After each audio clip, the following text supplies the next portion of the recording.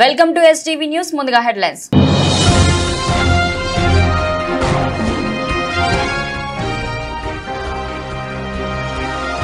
ఉద్యానవన సాగుతోనే రైతుకు అత్యధిక ఆదాయం.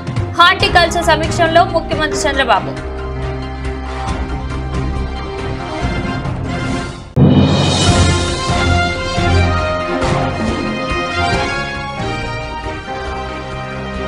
గండవరం మాజీ ఎమ్మెల్యే వల్లభనేని వంశీమోహన్ కు ఊరట. కిడ్నాప్ కేసులో 5 బెయిల్ మంజూరు చేస్తూ విజయవాడ ఏసీబీ కోర్టు ఆదేశాలు.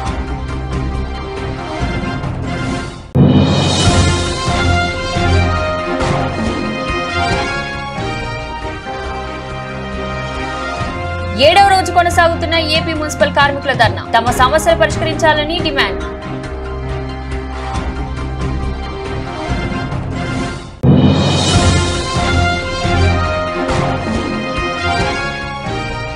ప్రధాని మోదీ తీసుకున్న నిర్ణయాలకు మద్దతుగా ఈ నెల 15న విజయవాడలో భారీ ర్యాలీ విజయవంతం చేయాలని పిలుపునిచ్చిన బీజేపీ ఎమ్మెల్యే ప్రభుత్వ విప్ ఆదినారాయణ రెడ్డి. గోదావరి కృష్ణా డెల్టా మినహా రాష్ట్రంలో మిగిలిన అన్ని ప్రాంతాల్లోనూ అగ్రికల్చర్ సాగును విస్తృతంగా ప్రోత్సహించాలని, రైతుకు ఎకరాకు ఏడాదికి కనీసం ₹1,00,000 ఆదాయం ఆర్జించడమే లక్ష్యం కావాలని ముఖ్యమంత్రి నారా చంద్రబాబు నాయుడు అధికారులతో అన్నారు. సచివాలయంలో హార్టికల్చర్పై సమీక్ష సమావేశం నిర్వహించిన ముఖ్యమంత్రి అధికారులకు పలు సూచనలు చేశారు.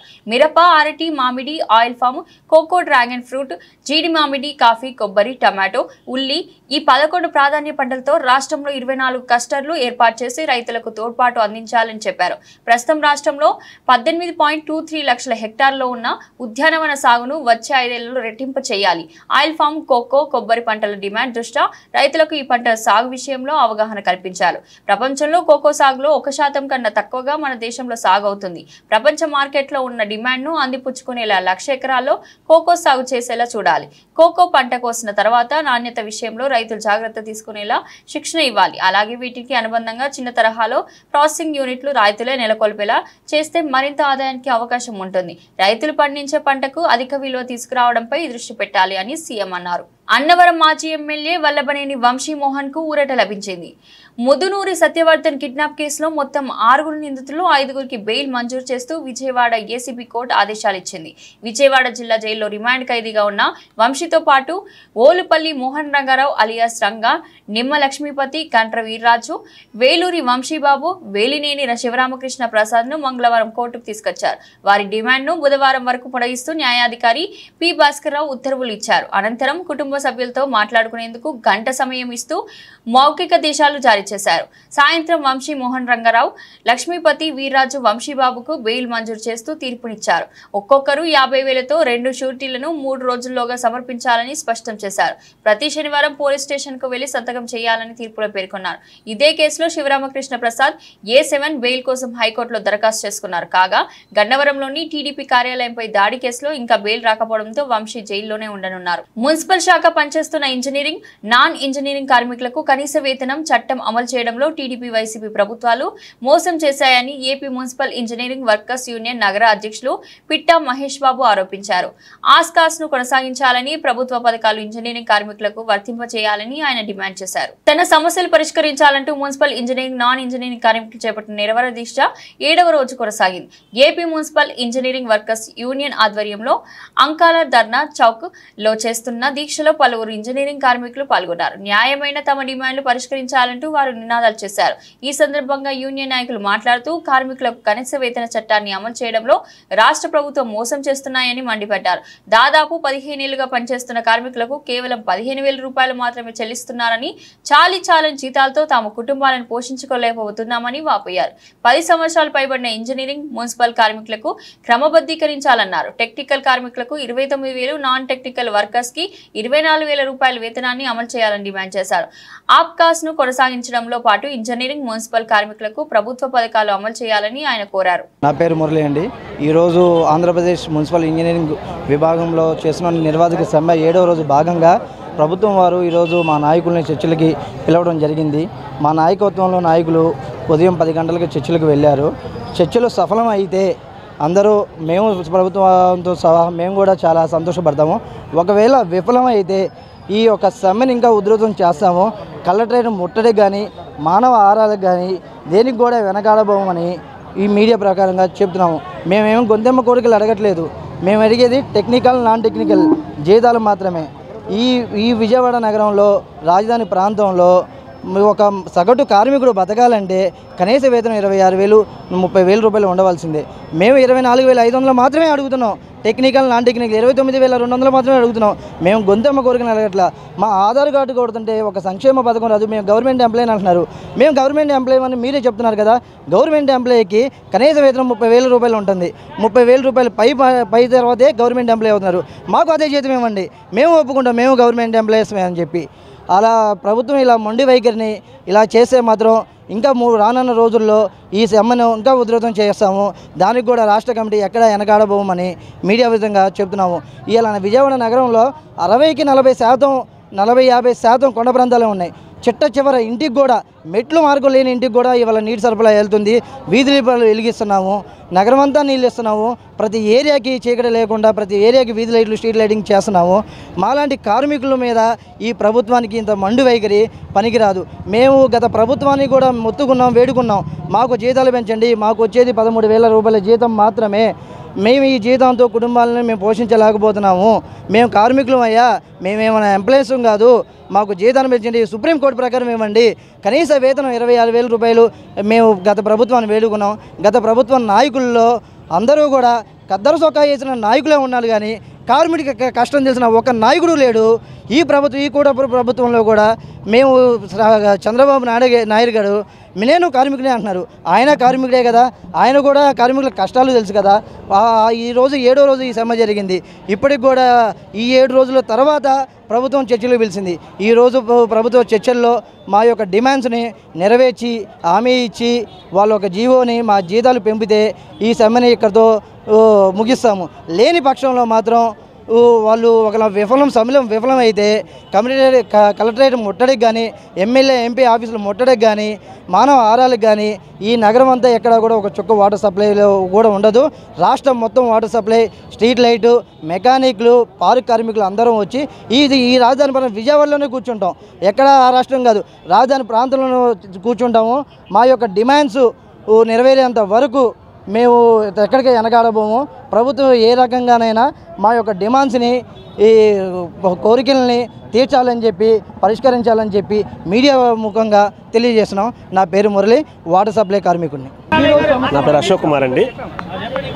విజయవాడ నగరమంతా మాకు నీళ్ళు అనే పరిస్థితిలో ఉంది. ఇక్కడ పరిస్థితి అయితే ఇలా ఉంది.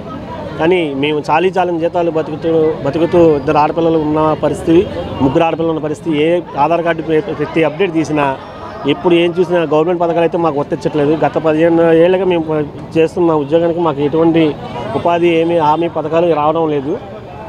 దానికి తోడు ఇంకోటి ఏంటంటే ఎక్కడికి వెళ్ళినా మా డ్యూటీ చేస్తున్నాం పేరే కానీ మమ్మల్ని పట్టించుకున్న నాదుడైతే ఏ అధికారి కూడా మాకు రెస్పాండ్ అవ్వడం లేదు. ఏంటంటే మీకు జీతాలు ఇస్తున్నాం కదా అన్న విధంగా మాటను తప్పించి మమ్మల్ని సరిగ్గా రెస్పాన్సిబిలిటీగా పట్టించుకున్న నాయకుడైతే మాకు ఎవరూ లేరు, ఆఫీసర్లు కానీ ఎవరు కానీ. ఇంకో విషయం ఏంటంటే ఏ పథకాలను అడుగుతుంటే ఆధార్ కార్డు తీస్తే పథకాలు రద్దు అయిపోతున్నాయి, ఏ పథకాలు రావు మీకు గవర్నమెంట్ ఎంప్లాయ్ కదా అడుగుతున్నారు. ఏ రకంగా పథకాలు తీసుకుందామని ఎక్కడికి వెళ్ళినా సరే మా చెప్పులు అడగడం తప్పించి మా జీతాలు పెరిగింది లేదు. మా పిల్లల్ని గవర్నమెంట్ స్కూల్లో చదివించుకుందామంటే గవర్నమెంట్ స్కూల్ కూడా మమ్మల్ని తీసుకునేది లేదు. ప్రైవేట్ స్కూల్కి వెళ్తేనేమో భారీ బడ్జెట్ కావాలి. ఈ రకంగా ఎలా బతుకుతామని చెప్పేసి చంద్రబాబు నాయుడు గారిని, కూటమి ప్రభుత్వాన్ని ఈ రకంగా మమ్మల్ని ఏదో రకంగా దారి చేసి మమ్మల్ని ఒడ్డెక్కించాలని మేము కోరుకుంటున్నాము. నా పేరు అశోక్ కుమార్ అండి. తన ఒత్తిడి వల్లే భారత్ పాకిస్తాన్ దేశాల మధ్య చర్చలకు దారితీసిందని అమెరికా అధ్యక్షుడు డొనాల్డ్ ట్రంప్ వ్యాఖ్యలపై ప్రధాని మోదీ ఎందుకు స్పందించడం లేదని కాంగ్రెస్ నేత కోలన్కొండ శివాజీ ప్రశ్నించారు. గతంలో మాజీ ప్రధాని ఇందిరాగాంధీ పరిస్థితులపై ఎప్పటికప్పుడు దేశ ప్రజలకు వివరాలు చెప్పారని గుర్తు చేశారు. ఇప్పుడు కూడా అదేవిధంగా పార్లమెంట్ సమావేశాలు ఏర్పాటు చేసి కేంద్రం వాస్తవాలు చేయాలని కోలన్కొండ డిమాండ్ చేశారు. ఆపరేషన్ సింధూర్ అనంతరం ప్రధాని జాతిని ఉద్దేశించి చేసిన ప్రసంగంలో కొత్తదనం ఏమీ లేదని శివాజీ ఎద్దేవా చేశారు. అంతకుముందు 48 గంటల ముందు ఎవరైతే ఖురేషీ, సోఫియా ఖురేషీ, అలాగే యోమికా సింగ్ చెప్పిన బ్రీఫింగే వాళ్ళు చెప్పారు తప్ప ప్రధానమంత్రి గారు కొత్త సంగతులు ఏం చెప్పాల. మేము అడిగేది ఏంటంటే, అయా ట్రంప్ దౌత్యం మూలంగానే, ట్రంప్ హెచ్చరిక మూలంగానే అమెరికా వైస్ ప్రెసిడెంట్ అలాగే ఆ దేశ కార్యదర్శుల ఒత్తిడి మూలంగానే ఇరు దేశాలు కలిసి కాల్పుల విరమణకు అంగీకరించినాయి అని పదే చెప్తున్నప్పుడు మీరు ఈ విషయం భారత జాతిని ఉద్దేశించి ఎందుకు చెప్పలేదని కాంగ్రెస్ పార్టీ అడుగుతూ ఉంది.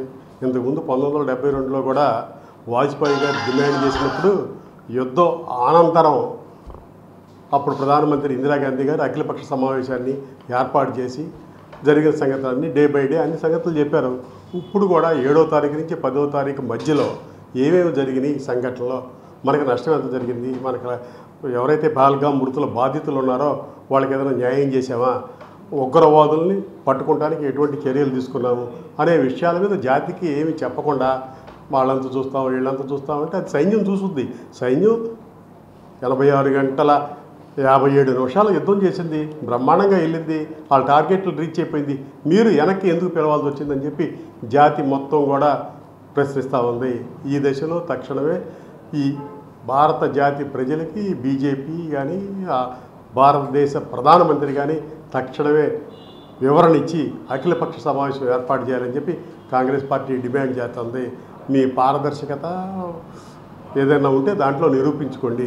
మన సైనిక బలాల బ్రహ్మాండంగా కాల్బలం, ఎయిర్ ఫోర్సు, నేవీ కూడా దేశ రక్షణ కోసం బ్రహ్మాండంగా ముందుకెళ్ళిన పరిస్థితుల్లో వాళ్ళ యొక్క ఉగ్రవాద పీచాన్ని అణిచేయడానికి కోసం పెద్ద ఎత్తున చర్యలు తీసుకుంటే మీరు వెనక్కి పిల్లటం అనేది దేశ ప్రజలు జీర్ణించుకోలేకపోతున్నారు. తక్షణమే దీని మీద వివరణ ఇవ్వడం కోసం పార్లమెంట్ సమావేశాలను ఏర్పాటు చేయాలని చెప్పి కాంగ్రెస్ పార్టీ డిమాండ్ చేస్తాం. రాష్ట్ర ఆదాయం మరింతగా పెంచేందుకు ఉన్న అనుకూలతలు, వేగంగా వృద్ధి చెందడానికి గల అవకాశాలపై ఆదాయార్జన శాఖలన్నీ లోతైన అధ్యయనం చేయాలని, అంతిమంగా రాష్ట్ర ఆదాయం భారీ ఎత్తున పెరిగేలా చూడాలని అధికారులకు ముఖ్యమంత్రి నారా చంద్రబాబు నాయుడు సూచించారు. గడిచిన 30 ఏళ్ల ఆదాయ ఫలితాలను పరిశీలించి భవిష్యత్తు ప్రణాళికలు సిద్ధం చేయాలని చెప్పారు. రాష్ట్ర ప్రభుత్వ సొంత ఆదాయం పెంచుకునేందుకు ఎలక్ట్రానిక్స్, ఐటీ సేవల రంగాలు ఎక్కువగా దోహదం చేస్తాయని ముఖ్యమంత్రి అన్నారు.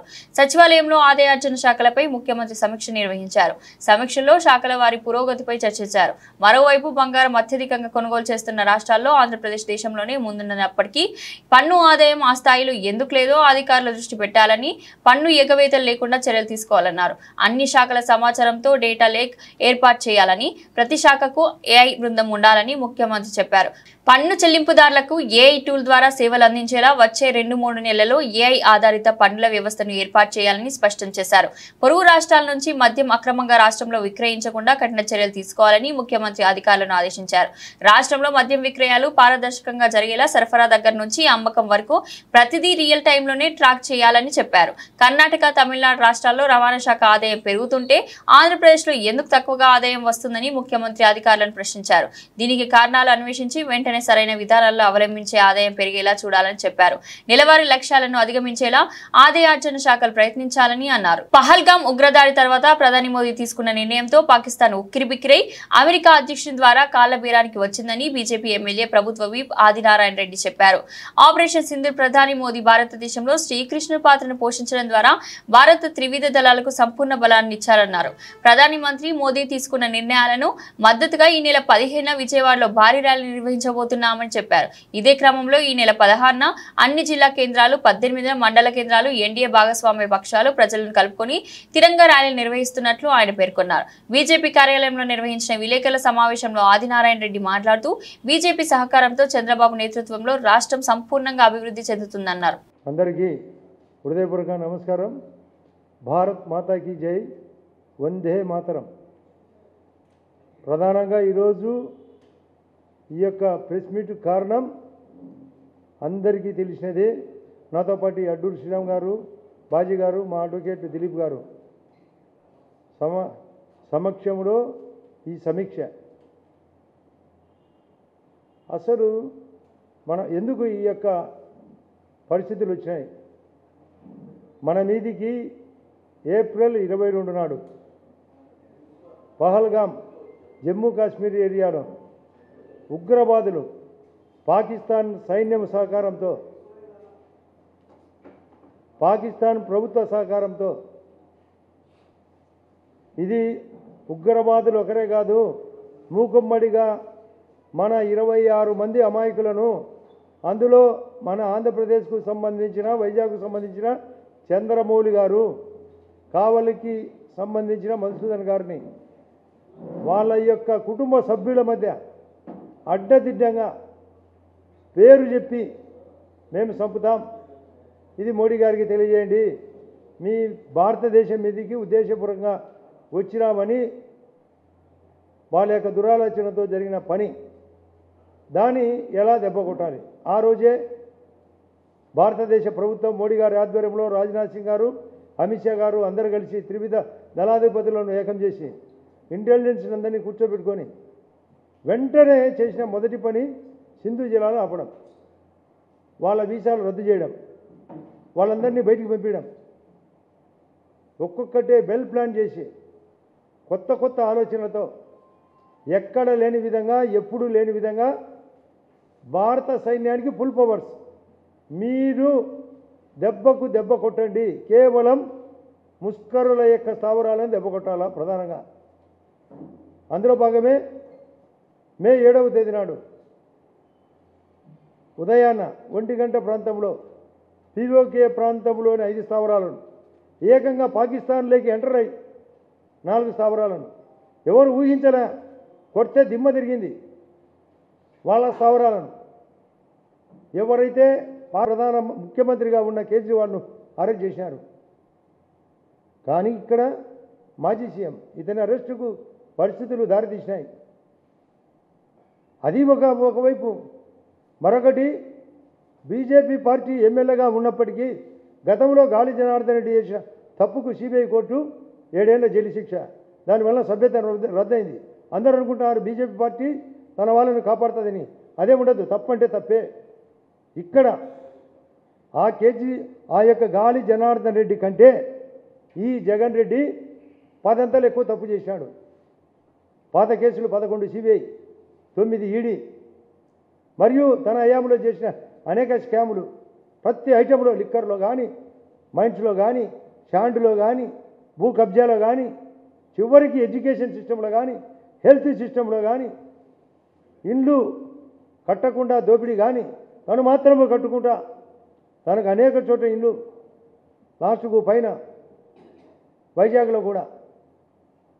ఇది కొత్త కొత్త పేర్లు ఎవరికి తెలియకుండా ముసుకేసి ప్రచారానికి వస్తాడు, ముసుకేసుకొని ఆ ఇల్లు కట్టినాడు పైన విజయవాడ, వైజాగ్లో రిషికొండ. ఏంది ఇది? మా ప్రధానమంత్రి గారు కొత్త ఉన్నత నిర్ణయంతో దేశాన్ని సమగ్రత కాపాడుతూ మిలిటరీకి పూర్తి శక్తి ఇచ్చినాడు. ఫుల్ పవర్ ఎక్కడ లేదు. ఇది ఫుల్ పవర్ ఇవ్వడం చాలా దేశాల్లో ఇవ్వరు, ఎందుకంటే వాళ్ళు ఏమన్నా తిరుగుబాటు చేస్తే అని. కానీ ఇక్కడ నమ్మకంతో నేను ఉండాను మీకు, మీరు మనమంతా ఒకటేని వెన్ను తట్టి నిన్న కూడా ఫుల్ పవర్ ఇచ్చారు. ఒక్క తూట అంటూ పెళ్తే మన క్షిపణి బయటికి రావాలా, మన మీదికి వచ్చే కొట్టండి. ఆపరేషన్ సింధూరం కంటిన్యూషన్ ఇప్పుడు కూడా రన్నింగ్లో ఉన్నాడు. దాన్ని బేస్ చేసుకొని 15వ తేదీ నాడు ఇక్కడ తిరంగా, ఇక్కడ విజయవాడలో, ఆ తర్వాత జిల్లా కేంద్రాల్లో, ఆ తర్వాత మండల కేంద్రాల్లో, గ్రామాల్లో, ప్రతి చోట ఈ విజయాన్ని మేము ర్యాలీ రూపంలో నిర్వహిస్తూ బీజేపీ పార్టీ తరఫున. ఇది ఫుల్ సక్సెస్, గ్రాండ్ సక్సెస్, ఎవరు లేని విధంగా. ఇది నిరంతర ప్రక్రియ, దీన్ని ఆపం. ఎవరో ట్రంపు చెప్తే కంపు చెప్తే మోడీ గారు వినే రకం కాదు. కానీ దేశ భద్రతను, పరిస్థితులను చక్కగా అవగాహన చేసుకొని మిలిటరీ వాళ్ళ యొక్క ఆలోచనను దృష్టిలో పెట్టుకొని వాళ్ళు కూడా చెప్పినాక, సార్ మాకు పవర్ ఉంది, మాకు వదిలిపెట్టండి, మేము ఉన్నామని వాళ్ళు కూడా ఒకరికొకరు భరోసా తీసుకొని వదిలిపెట్టడం జరిగింది. ఇది ప్రధాన చర్య. వందల వేల కోట్లు పెట్టి ప్రాజెక్టులు నిర్మిస్తే గత ప్రభుత్వం మెయింటెనెన్స్ కూడా లేకుండా గాలి కొదిలేసిందని మంత్రి నిమ్మల రామనాయుడు ఆరోపించారు. ఇరిగేషన్ పనుల నిర్వహణ, మరమ్మతుల కోసం చంద్రబాబు 344 కోట్ల నిధులు మంజూరు చేశారని తెలిపారు. తూడు, గుర్రపు డెక్క, పూడికతీత వంటి అత్యవసర పనుల కోసం 10 లక్షలు దాటితే కాలయాపన లేకుండా 7 రోజుల్లోనే పూర్తయ్యేలా షార్ట్ టెండర్లు పిలవాలని ఆదేశించామన్నారు.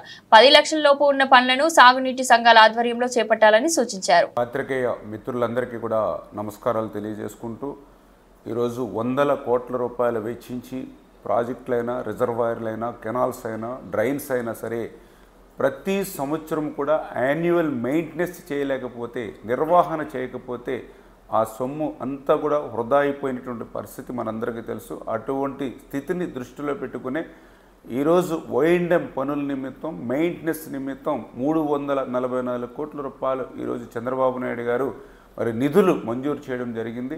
ఈ యొక్క నిధులతోటి ఈ యొక్క అత్యవసరమైనటువంటి పనులు ఏవైతే ఉన్నాయో పర్టికులర్గా ఆ వీడ్ రిమూవల్, ఆ తూడు గొరబడెక్క వంటి వీడ్ రిమూవల్ కానీ, అదేవిధంగా ఎమర్జెన్సీలో ఎక్కడైతే డీసిల్టింగ్ ఉందో అవి కానీ, ఈ పనులు కూడా 10 లక్షల రూపాయలు దాటి ఉంటే ఆ టెండర్స్ కూడా మళ్ళీ కాలయాపన లేకుండా షార్ట్ టెండర్ 1 వీక్లోనే పూర్తి అయ్యేటువంటి విధంగా కూడా ఆదేశాలు ఇవ్వడం జరిగింది.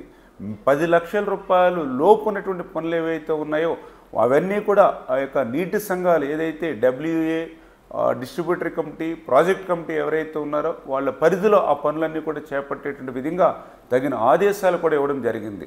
ఎందుకంటే గతంలో 5 సంవత్సరాల వైఎస్ఆర్సీపీ పాలనలో ఈ మెయింటెనెన్స్ పనులన్నీ కూడా గాలి కొదిలేసినటువంటి పరిస్థితుల్లో, 5 సంవత్సరాల్లో ఎక్కడ కూడా ఒక తట్ట మట్టి తీయనటువంటి పరిస్థితుల్లో, 5 సంవత్సరాల్లో ఎక్కడ కూడా డోర్సు, షట్టర్సు, రోప్స్ వంటి వాటికి మరమ్మతుల మాట నుంచి కనీసం గ్రీజు పెట్టి కూడా మెయింటెనెన్స్ చేయలేనటువంటి స్థితిలో ఏదైతే విధ్వంసకరమైనటువంటి ఇరిగేషన్ వ్యవస్థ ఏదైతే చేర్చారో దాన్ని మళ్ళీ సరిదిద్దుకుంటూ, అంటే గత ప్రభుత్వం చేసినటువంటి తప్పులను ఒక్కొక్కటి సరి చేసుకుంటూ ప్రభుత్వం అధికారంలోకి వచ్చిన తర్వాత జూన్ నెలలో, ఎందుకంటే గత ప్రభుత్వం వీడ్ రిమూవల్ కూడా మర్చిపోతే అప్పటికప్పుడు జూన్ నెలలో 90 కోట్ల రూపాయలు రిలీజ్ చేసి ఆ వీడ్ రిమూవ్ కానీ, అదేవిధంగా అత్యవసర పనుల నిమిత్తం డిజాస్టర్ మేనేజ్మెంట్ నుంచి 324 కోట్ల రూపాయలు నిధులు మంజూరు చేసి ఆ పనులు జరపడం కానీ, మళ్ళీ ఈరోజు 344 కోట్ల రూపాయలు అక్షరాల ఈ యొక్క O&M మెయింటెనెన్స్ నిమిత్తం ఈరోజు నిధులు మంజూరు చేయడం అని అంటే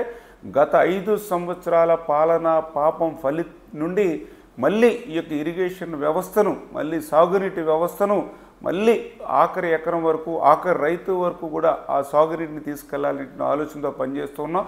ఈ 344 కోట్ల రూపాయలతోటి చేపట్టేటువంటి పనుల్ని క్రింది స్థాయిలో ఏఈ మరి గ్రౌండ్ లెవెల్లో ఉండి పర్యవేక్షణ చేయాలి. ఎవరైతే సిఈ ఎస్సీలు ఎవరైతే ఉన్నారో ఎప్పటికప్పుడు మానిటరింగ్ చేసుకుంటూ ఈ మే నెలాఖరికే ఈ పనులు పూర్తి అయ్యేటువంటి విధంగా, వచ్చే ఖరీఫ్ సీజన్ కల్లా ఈ పనులు పూర్తి అయ్యేటువంటి విధంగా తగినటువంటి ప్రణాళికాబద్ధంగా నాణ్యతతో కూడినటువంటి పనులు చేపట్టాలని చెప్పేసి కూడా అధికారులు కూడా స్పష్టంగా ఆదేశాలు ఇవ్వడం జరిగింది. విజయవాడ పార్లమెంట్ నియోజకవర్గ ఎంపీగా కేశినేని శ్రీనివాస్ గత 10 ఏళ్లుగా తన పదవిని అడ్డుపెట్టుకుని వివిధ కంపెనీల పేర్లతో బ్యాంకుల్ని మోసం చేశాడు.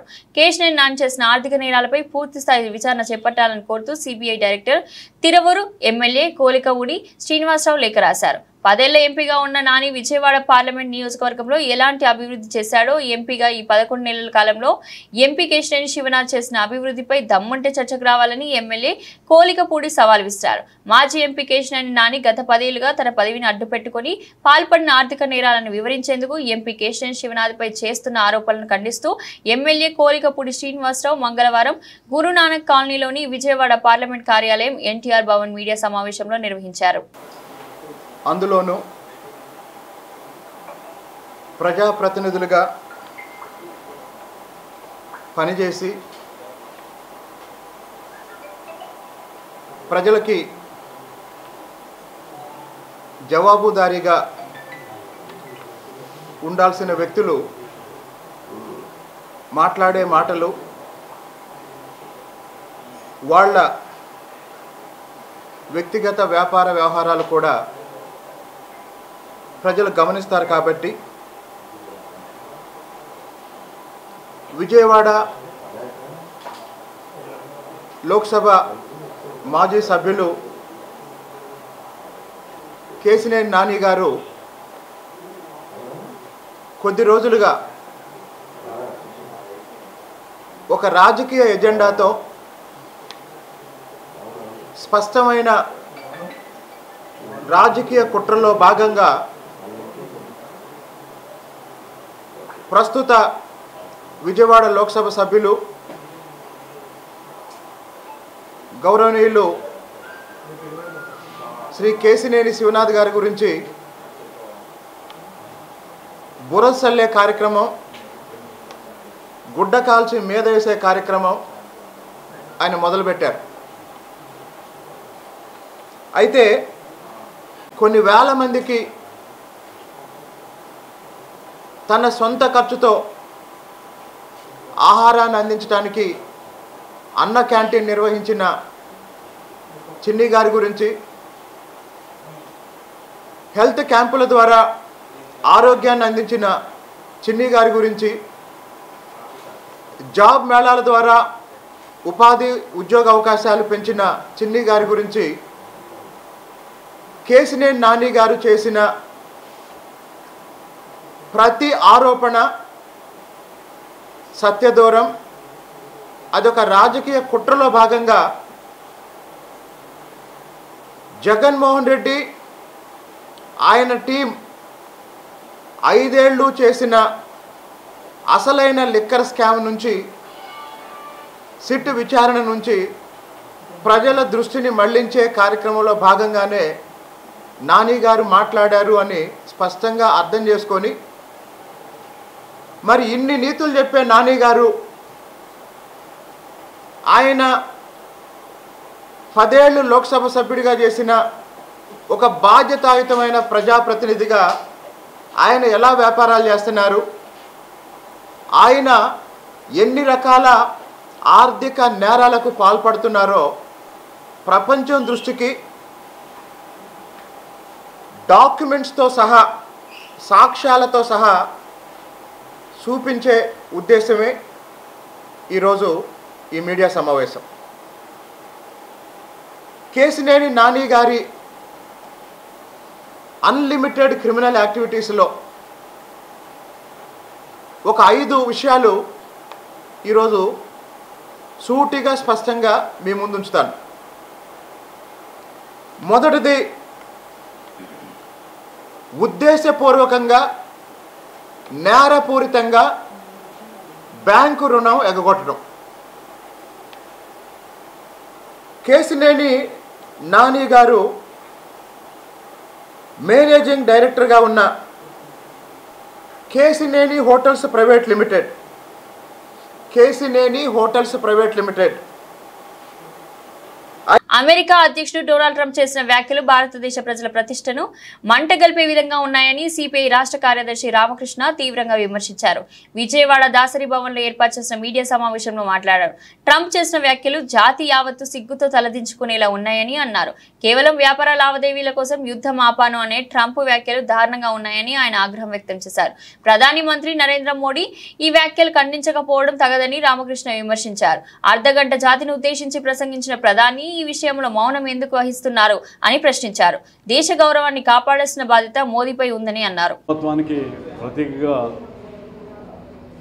నిలిచినటువంటి మదర్ తెరీసా ఈ భారతదేశంలో ఆమె సేవలు ఏ విధంగా కొనసాగాయో అదేవిధంగా అంతకంటే మిన్నగా అనంతపురం జిల్లా, అదేవిధంగా అనావృష్టి జిల్లా అనేటువంటి అనంతపురం జిల్లా, రాయలసీమలో ఇతర ప్రాంతాల్లో కూడా విన్సెంట్ ఫెర్రర్ అనేటువంటి ఆ మహోన్నతుని యొక్క సేవలు అనేక దశాబ్దాలుగా ఆ జిల్లాలో లక్షలాది మంది ప్రజలకి వినియోగించుకోవడం జరిగింది.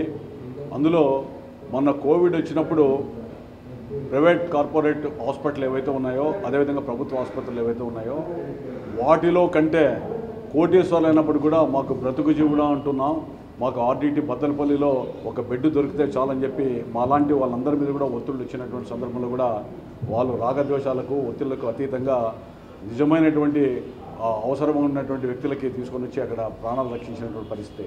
అదేవిధంగా ఈరోజు టెస్ట్ మ్యాచ్లు కానీ ఏమైనా జరగాలంటే ఆర్డీటీ స్టేడియం, అదేవిధంగా పక్కా గృహాలు కావాలంటే హరిజన గిరిజన వెనుకబడిన తరగతులకు ఎవరైతే ఉన్నారో మా జిల్లాలో కుగ్రామంలో సైతం విద్య వైద్య రంగాలతో పాటు అనేక రకాలుగా మళ్ళీ సంక్షేమ పథకాలు అమలు చేసిన వ్యక్తులు. అంటే ఈ విధంగా ఒక మానవతావాదిగా అనేక దశాబ్దాలుగా ఉన్నటువంటి వ్యక్తి. అంతెందుకు మేము రాజకీయ నాయకులు ఉన్నాం, ఎక్కడైనా పోతే ఏసీ రూముల్లోనో లేదా ఎక్కడైనా ఏసీ కార్ లేకపోతే లేనటువంటి పరిస్థితి. అదే విన్సెంట్ ఫెర్రర్ ఒక విషయం పరంగా మేము వెళ్తే ఆయన మండుటెండలో రేకుల షెడ్డులో కార్యాలయంలో కూర్చున్నటువంటి సందర్భం. అంటే కోట్లాది రూపాయలు ప్రజల కోసం వినియోగిస్తున్నా కూడా నిరాడంబరమైనటువంటి వ్యక్తిగా ఆయన జీవితాన్ని కొనసాగించారు. అదేవిధంగా తన కుటుంబం ఈరోజు ఆయన పరమపదించినప్పుడు కూడా ఈరోజు కుటుంబం కూడా ఈరోజు అనంతపురంలో ఒక స్పెయిన్ దేశ ఇవాళ అమెరికా అధ్యక్షుడు డొనాల్డ్ ట్రంప్ గారు మాట్లాడిన మాటలు చూస్తూ ఉంటే జాతి యావత్తు సిగ్గుతో తలదించుకోవాల్సి వస్తాం. మరి ప్రధానమంత్రి నరేంద్ర మోడీకి ఆయనకి ఎట్లా నిద్ర వస్తుందో నాకైతే తెలియదు. ఆయన ట్రంప్ గారు చెప్తా ఉన్నారు, మా యంత్రాంగము తర్వాత మా వైస్ ప్రెసిడెంట్ వాన్స్ గారు, విదేశాంగ మంత్రి వారందరూ చొరవ వల్లనే అమెరికా పాకిస్తాన్ యుద్ధం ఆగిపోయింది అని చెప్తా ఉన్నారు. అంతటితో ఆగాడా? పైగా ఏమంటున్నాడు ఆయన, మీకు వాణిజ్య సంబంధాలు ఉండాలంటే, వ్యాపార లావాదేవీలు ఉండాలంటే మీరు యుద్ధాన్ని బంద్ చేయండి అని చెప్పాను. నేను థ్రెటన్ చేసిన తర్వాతనే ఆ 2 దేశాలు కూడా యుద్ధాన్ని ఆపేశాయని చెప్తా ఉన్నాను. ఇంతకంటే సిగ్గుచేటైన విషయం ఇంకొకటి ఉందా అని నేను అడుగుతా ఉన్నాను.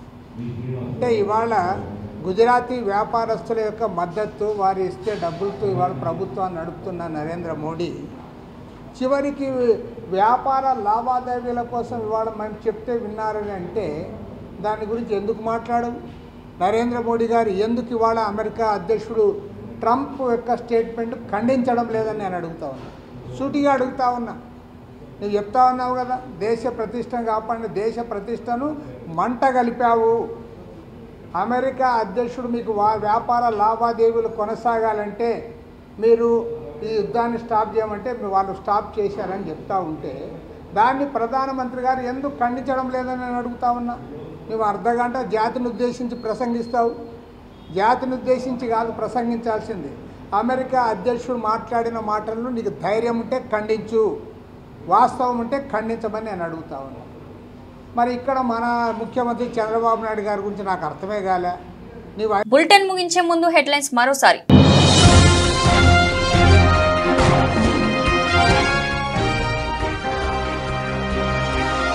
ఉద్యానవన సాగుతోనే రైతుకు అత్యధిక ఆదాయం, హార్టికల్చర్ సమీక్షలో ముఖ్యమంత్రి చంద్రబాబు.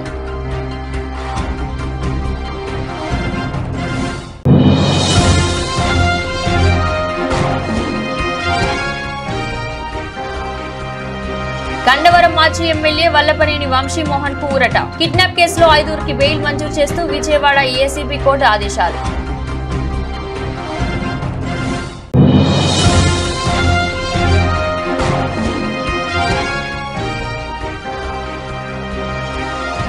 ఏడవ రోజు కొనసాగుతున్న ఏపీ మున్సిపల్ కార్మికుల ధర్నా, తమ సమస్యలు పరిష్కరించాలని డిమాండ్.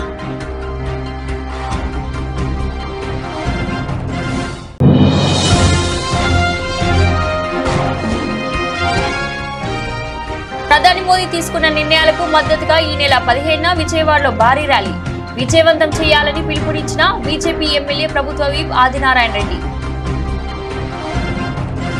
ఇది రోజు బులెటిన్. మరో బులెటిన్లో మళ్ళీ కలుద్దాం. అంతవరకు సెలవు.